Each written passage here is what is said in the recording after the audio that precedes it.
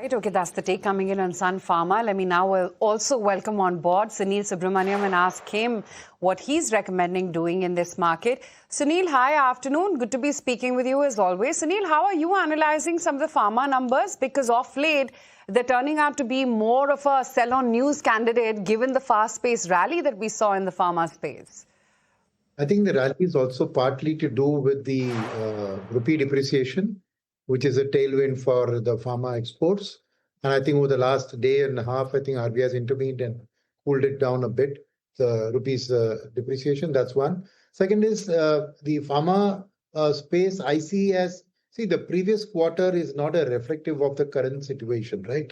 The pressure the world is going through, all of those in terms of input costs, APIs, what is going to happen. So I think it's a very premature to take these earnings for this quarter and project them into the new year. So I would rather be cautious and wait and watch, because I'm not overly thrilled with great numbers by any set of companies, nor overly disappointed. Just have to wait to see the war impact fully through in the Q1 earnings. Sunil, consumption, how do you play that? Well, consumption is got to have a strong summer pickup in consumer durables. We got to have a monsoon come out reasonably okay and well distributed spatially across the country for rural consumption to hold. Because input cost pressures are going to be there in this quarter, both for FMCG companies from the palm oil side, from the the other crude related input side, from the food side with fertilizer thing up. So I think that the top line growth, if it's adequate enough, these are highly operating leverage companies, the consumer durable companies. So they should be able to make up and post reasonable results. But FMCG, they are, I think already we are seeing that last quarter's earnings, they had a low cost actually because they used up their February inventory. But in this quarter, you'll see that come through, and they're already recognizing that they're cutting down on media spends and they are premiumizing their products where the margins are higher. So how they succeed in that? Because a mass market product, they can't increase the prices too much and there's going to be pressure. So I would be cautious in that sense in terms of the FMCG pack and wait to see the monsoon play out, wait to see the impact of all this. But consumer durables, I feel that top line growth in the summer should be able to make up for some of the costs that come in from an imported crude related on their tires, on steel, on painting and everything that goes into a vehicle. Okay, that's one consumption leg, but look at what's happening in names like Honasa or for that matter, even Anaika. Honasa Consumer posted a blockbuster fourth quarter numbers, beating estimates across the revenue, EBITDA as well as profit front as demand momentum accelerated sharply across their brands. Snehi is here with analysis on the numbers as the stock spikes up nearly 6.5% now. Well, yes, a good move on Honasa Consumer stock today, and the earnings are also really good. It's a beat coming in across the board for Honasa Consumer. The revenue has grown up by 23% on a year-on-year basis. EBITDA has grown by 2.8 times. You've also seen more than double move coming in PAT on a year-on-year basis, and the EBITDA margins have also seen a massive expansion of more than 660 points at 11.7% compared to 5.1%. So all four of these metrics, revenue, PAT, EBITDA and margin, are a beat versus the consensus estimates. What really looks good this time and reflects well for the street also is that Honasa Consumer has declared its maiden interim dividend of 3 rupees per share, and the management commentary here is that this reflects their confidence in the strength of the company. If I take a look at the quarter four highlights, remember this revenue and EBITDA number for quarter four are their highest ever quarterly numbers. The underlying volume growth, this metric really stands out in the earnings because it's come in at 30%. The street estimate was only 18%, so this 30% number looking very robust, and the volume growth from quarter three has sustained at 30% plus. The change in settlement days by Flipkart Group has impacted revenue recognition, but no impact on the bottom line is what the management has said. Focus categories have grown at 35% plus. Mamaearth has grown in teens, and younger brands, which is Dermaco, Aqualogica, Dr. Shades, B Blunt, Stays and Reginald Men have grown at 40%. The newest acquisition, that's Reginald Men, this is the first full quarter of operations and it's growing at an ARR of 100 crore rupees plus. Lastly, in terms of channel growth, e-commerce has grown by 20%, while general and modern trade continue to grow at 30% each. So all round, very good set of numbers and a beat across metrics for Honasa Consumers quarter four. Thank you so much for that, Snehi. Sunil, any of these names, these sort of platform companies or companies leaning on digital, which are kind of scaling in a very sharp fashion, very consistent fashion with a larger focus on profitability. Is that something that you actively track, and any favorites there? No, I don't track individual companies there, but the sector I like. I think that increasingly you will see the high-end retail doing well. There is a premiumization story which is building strongly in the economy, and I think they are the key beneficiaries of that in this digital age. So yes, the pack as a whole is attractive to me, and I would diversify across the pack. I don't want to pick companies within the pack. Anyway, I don't track individual companies so much. Moves today, Kunal, on Nykaa, Honasa and the like. So Nykaa, I think, moving up by a couple of percentage points at the start and then trying to show some bit of cool off from the intraday highs indicates, I think, we are looking at a point where 275, 280 could be a new pivot support for Nykaa. But I would still believe that the stock should be good enough to head towards back to the 300 levels, which it had tested post the listing. On the other hand, Honasa, I think, is a very strong breakout move. The stock today up at the start, I had seen almost 14-15%. Indicates that this is a fresh way of buying for the stock price. Again, it's cooled off from those 405, 410 levels to 380 approximately right now. But the move, I think, which has started off for Honasa indicates that the move could now be a very strong up move. However, I think with the intraday cool off, I think it's better to just wait for a couple of days, try to let today's gap be filled partially at least, and then go for a buy on the stock at lower levels. Okay, that's that on Honasa. Keep a close eye on what the global markets as well are up to. While Asia, of course, closed in with some massive gains for markets like Hong Kong.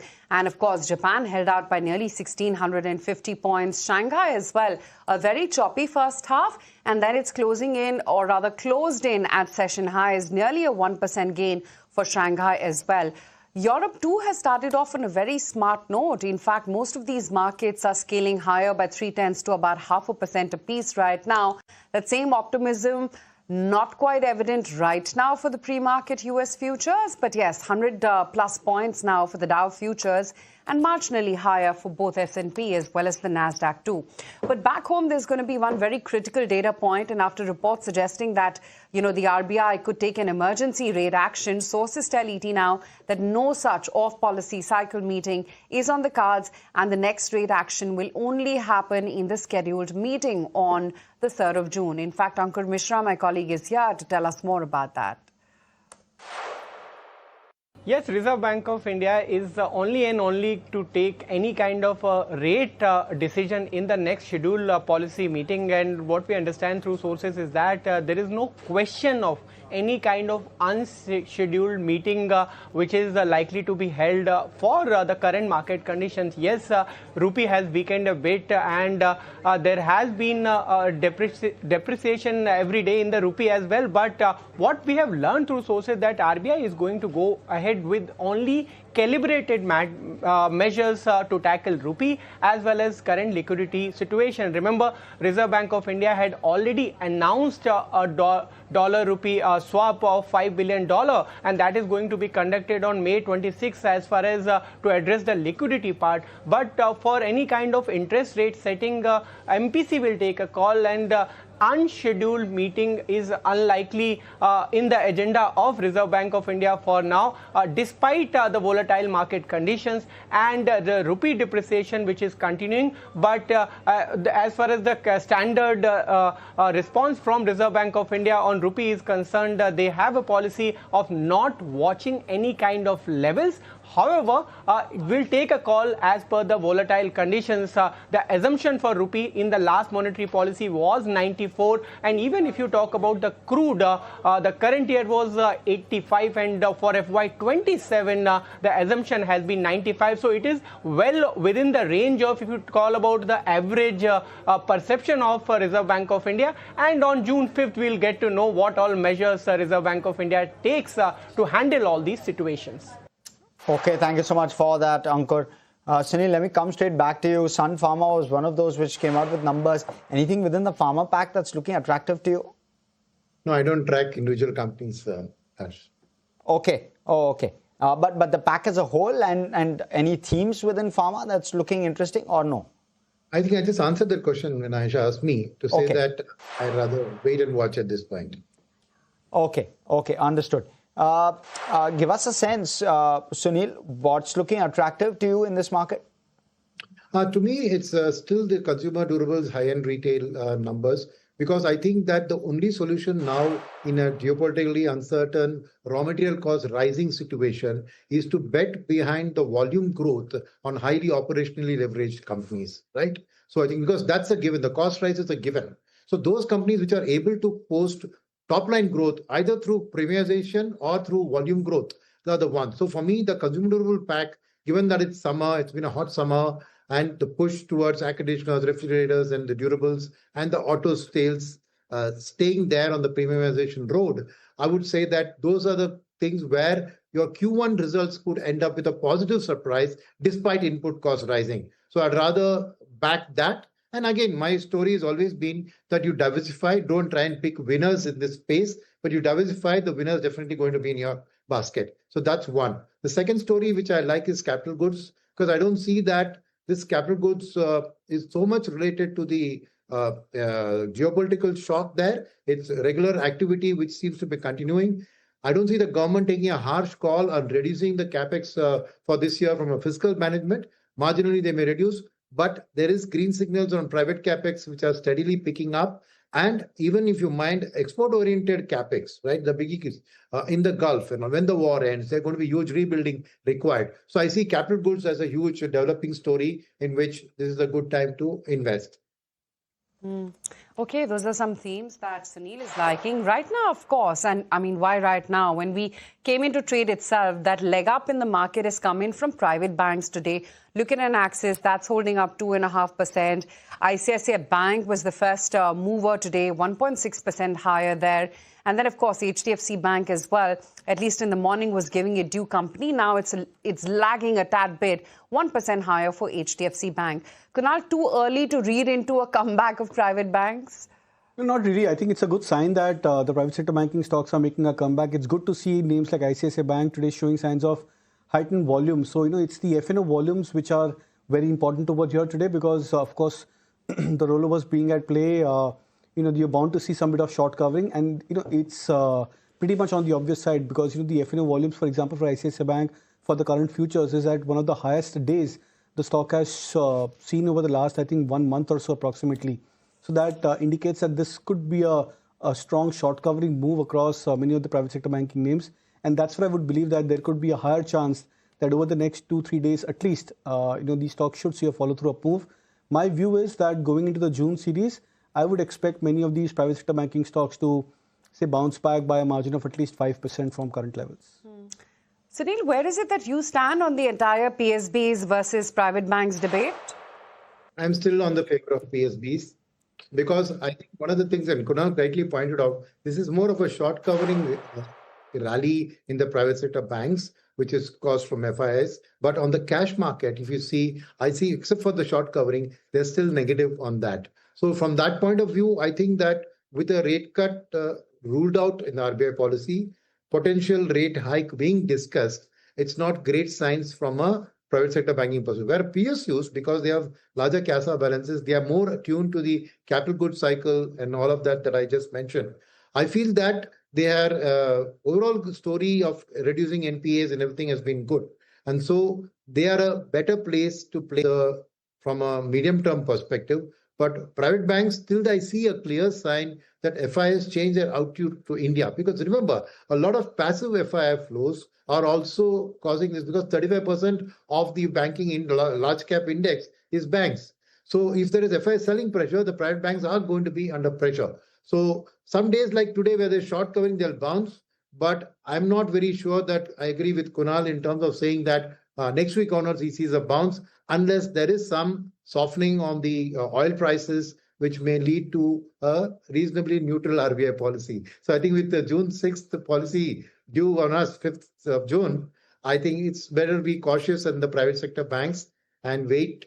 I would say like smell the money. For me, is the FIF flow, which largely determines the fates of private sector banks, especially the larger ones. All right, talking about private versus PSU, at least one big mover in trade today, Central Bank of India. It slipped as the government begins its stake sale process through an offer for sale. Mithali here with all of the details.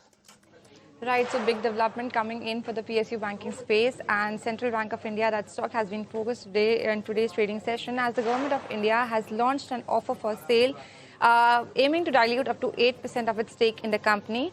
The base issue is 4% with an additional green shoe option of another 4%, taking the total OFS size to nearly 2,245 odd crore rupees at the floor price of 31 rupees per share.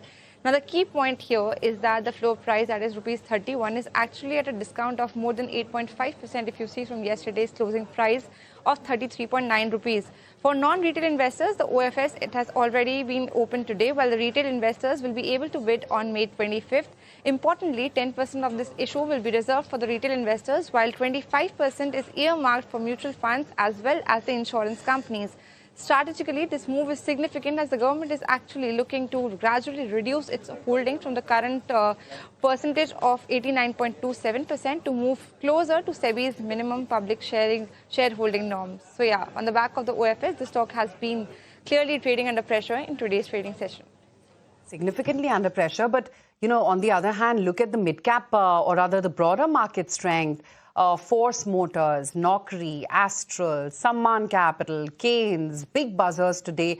Look at the intraday graph, for an instance, for a Minda Corp and the kind of spike up that you're seeing on that stock. It's almost now knocking on to double-digit gains, 8.5% higher for that stock. And to think of it, it started off marginally in the red. And from there, it's really been a one-way move up. CG Power has been one of the strong performers all through this week, even though it's a lot more tempered in trade today, but the week has been good for this particular stock. And then, of course, there are others like Mahindra Finance, for instance, 3.5% higher for this stock. We were talking about Prestige Estates, the earnings. Even from where the stock started off, it's managed to recover a fair bit of lost ground and just about marginally soft right now as we speak. And sectorally, clearly, cement has come to the fore all through this week. Not just a Grasim, but a JSW. Look at a Shree Cement. That's also spiking up by about almost 1% in trade right now. So cement as a cluster has been extremely strong in trade this afternoon. But Sunil, in terms of market capitalization, where is it that you're finding comfort right now? Clearly, it's the mid-caps which have done the best.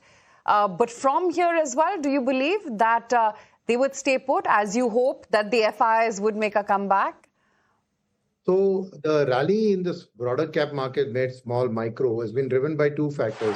One is the market was very defensive about how the quarter earnings was going to look. And actually, they turned out to be a pleasant surprise because raw material costs related to the war had not come into play because all these companies had enough stocks in February, which they used through March. So the earnings print, if you look at for the mid cap, small cap, micro cap, is very, very healthy. We're talking about 30 to 40% earnings growth in that quarter, right? So that, along with the fact that there's retail liquidity with MFs is strong, and at least 50% of the flows that come into the MFs are coming in as buying opportunities for mid and small cap, those type of funds. So a function of liquidity plus the positive earnings. And the layer on top is that in the month of March, these obviously corrected heavily to the geopolitical crash.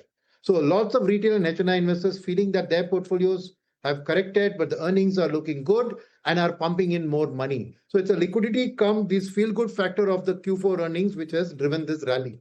Now, two important things to watch out for. One is, of course, the geopolitical impact on the war. Is that going to get worse or better? If it gets worse, they could be under pressure because then the input costs will start getting factored in. Second is RBI policy. The rate sensitives are going to react there because if RBI comes with a hawkish stance or even considers a rate hike, there's going to be a massive pressure on all the rate sensitives within the broader market. And the third, of course, is the Q1 earnings mid-July. So from now to mid-July, we have a month and a half to go. So they would trade based on the liquidity till then.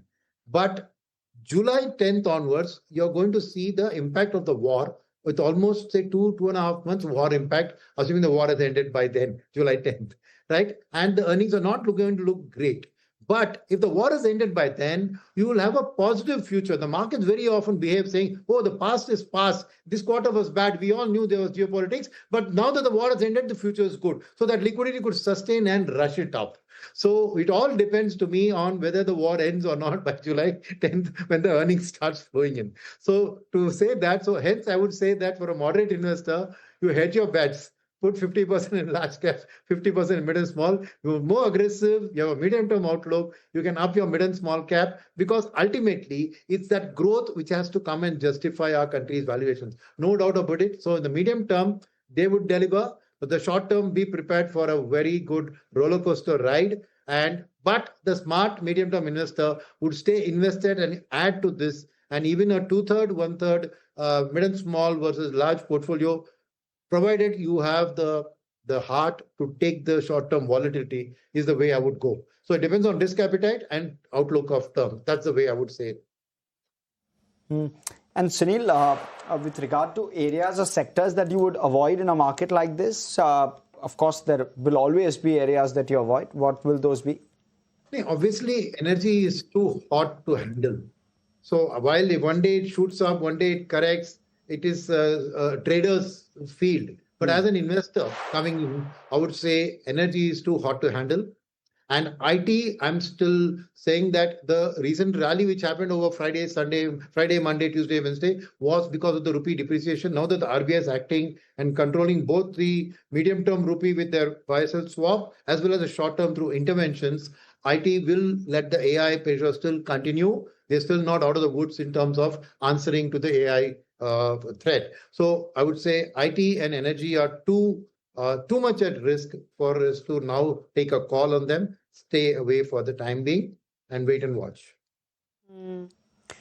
Okay, that's right now the take coming in on the markets. But just looking at some of the laggards as well, looking at Amber, that's back to its falling ways. Paytm, of course, has that overhang of the block deal.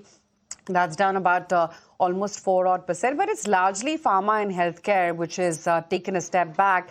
Max down 7%, Oro Pharma down 6.5%, Glenmark is down about almost 5%. Kunal, does this cool off in pharma look just near term? Yeah, it looks near term. I would believe that potentially over the next couple of days, once you see maybe slight bit of more correction for these pharma stocks, it could actually throw in a good opportunity for traders who missed out earlier. Because, the pharma index breaking past about the life highs, I think a week or two back, was on the back of many of the larger cap names starting to show signs of significant improvement. On that backdrop, I think this could be just about a window of opportunity for traders who missed out earlier. Okay. Auto, Sunil, you like consumption, of course. Would auto be one of those which would feature, and how would you play it? Auto, I would say that the good news is already in the price. So hold on to your positions and say wait for the numbers of sales that happen during that to get released. You don't have to wait for the results, but at least the way the growth, the rural demand, two-wheeler demand, entry-level car demand, track that, and then you can add to your exposure. Otherwise, I'm positive on the outlook, just that I feel that the rally has already factored a lot of good news. The quarter results were great. So there was a strong win in terms of that. And when I said some minutes ago, is that in auto, it's the volumes which have to make up for the input cost rise. We all know that the steel that they use, the paints that they use to paint the car, the tires that go into the car, all of those are impacted by crude. So their costs will go up, but because they are high operating leverage, if the volume of sales goes up, then the margin pressures can be handled. So I would track the top line sales numbers month on month as they get released by the association and then take a fresh call in terms of this. But existing positions, I think we can hold it. Honeywell Automation was one of the stocks that really stood out this week, 22% in terms of the gains. Very strong, of course, numbers plus commentary, everything aiding the stock price. Maybe a buy at this point, or would you just hold off?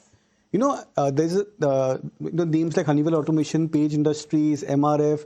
These are all ultra HNI stocks. And in the last, I think 2 or 3 years, apparently, these stocks had actually gone through a 30 to 40% correction. So, no one was spared basically in the last 1.5 to 2 years of this price correction. But it's good to see that these stocks are making a comeback, because this tells you that the appetite or the risk appetite overall is coming back from various group of market participants. So I think in that context, I think many of these names which are making a comeback for themselves from their multi-year highs and then correcting by 30-40% from those particular opportunities, I think should be taken as good buying opportunities, but specifically from a longer term perspective only. Okay, 2.5 minutes left to go before we wind up for the week. And the week has been quite okay. What is the over the week Nifty chart telling you? And where is it that we've shut shop? It's been a choppy ride. It's been, 3 full days of just quiet consolidation and range-bound move. And today it seems like some amount of strength, at least with the quality of names which held out, seems to be coming back. The Nifty Bank, quite surprisingly, that's managed to actually hold out. Today, of course, has been the biggest move, 726 points higher. And then over the week, it's really been mid-caps once again, which have managed to come in and take the fore.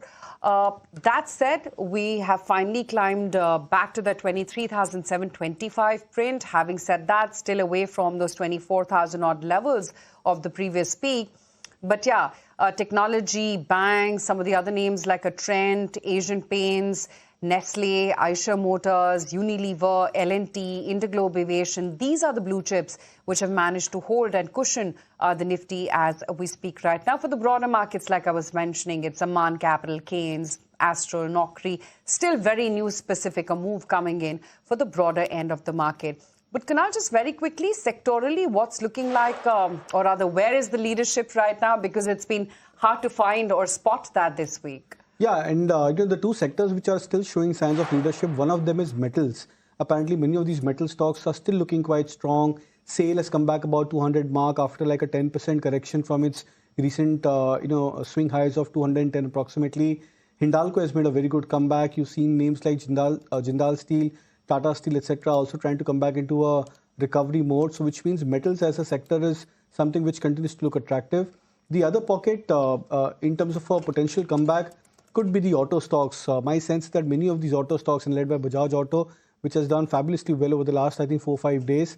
Comparatively, I think, and names like Ashok Leyland making a comeback. TVS Motors in the last 3-4 days has given a 5% swing upside from its previous multi-week lows. So even auto as a sector looks quite strong, or maybe in the path of recovery. Okay. Thank you so much, Sunil, as well as Kunal, for joining us. I need to very quickly wrap this up. We're up around 0.4% for the day as well as for the week gone by. So we've closed in the green where the Nifty 50 is concerned. The Nifty IT index down to 35%, but that's not the picture for the week gone by. 4.5% in terms of the gains on the Nifty IT index in particular. So we've seen a very strong move there. What we've also seen is Nifty Realty gaining ground, 2.5% higher. Private banks doing very well, but that's limited to today, 1% higher, 1.5% higher, in fact, on the Nifty private banks. The Nifty bank index is up at 1.33%, and 1.25% on the Fin Nifty as well. So that rally entirely led by the private sector banks. The PSU banks, in fact, largely in line with the Nifty 50 index, 0.4% higher. The Nifty metal did fairly okay, and outside of that, we had a fairly flat day sectorally speaking. When you're looking at sort of big gainers, it is the larger private sector banks in terms of contributors as well as gains, at least on the Nifty 50. But outside of that, you saw very decent moves. Trent, Shriram Finance, Wipro, all of those gained over 1.5%. In fact, Trent was up 3%. The big loser was, of course, Max Health. Sun Pharma came out with numbers. That's the second worst performer on the Nifty 50 index today, 2.5%+ lower at close. ITC, which came out with numbers yesterday at the fag end of the day, of course, but that too taking a bit of a knock, 2% lower, despite the slightly downward move that we saw at the fag end of yesterday. So you're still seeing some negative sentiment on an ITC. Well, that's the move with regard to stock specifics. I'll quickly also mark out what the Nifty mid-cap and small-cap indices have done. Let's pull those up. Some big movers within that pack. In terms of the trade, Minda Corp, 8%, very strong numbers. JSW Cement, 7.5%. Honasa Consumer, up since the start of the day, 6.5% higher. Travel and food services, nearly 6% higher. Elecon Engineering, Deepak Fertilizers are just some of the others. which were movers. EIL was the one on the downside, 9% lower on that counter. Central Bank of India, that OFS keeping pressure on the stock price, 8% lower, which closing in around that price point where the government is likely to sell. Whether it's 4, whether it's 8, well, we have to wait and watch as to what kind of interest we're seeing. Sun TV, Max Health, Glenmark are just some of the other losers, big losers in trade today. Completely timed out on this edition of Closing Trades. From Aisha, myself, everyone who puts this show together, thanks so much for watching. Stay with us here on ETNOW. More action to follow.